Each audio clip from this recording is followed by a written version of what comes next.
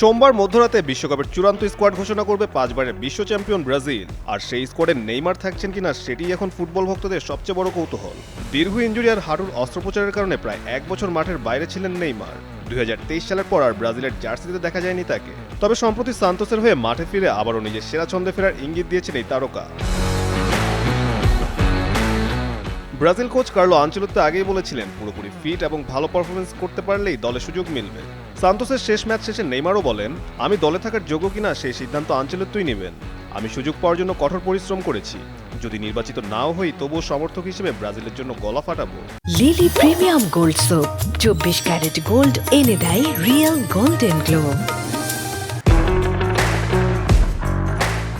অবশ্য আনচেলোত্তিও নেইমারকে নিয়ে ইতিবাচক বার্তাই দিয়েছেন। তার মতে নেইমার শুধু সমর্থকদের নয়, দলের খেলোয়াড়দের কাছেও ভীষণ জনপ্রিয় এবং তাকে দলে রাখলে ড্রেসিং রুমে কোনো সমস্যা হবে না। এদিকে ব্রাজিলিয়ান সংবাদ মাধ্যম UOL জানিয়েছে, সান্তোস ইতিমধ্যেই খবর পেয়েছে সোমবার ঘোষিত স্কোয়াডে থাকতে পারে নেইমারের নাম। তরুণ ফরওয়ার্ড এস্তেভাওয়ের ইনজুরির পর সেই সম্ভাবনা আরও জোরালো হয়েছে।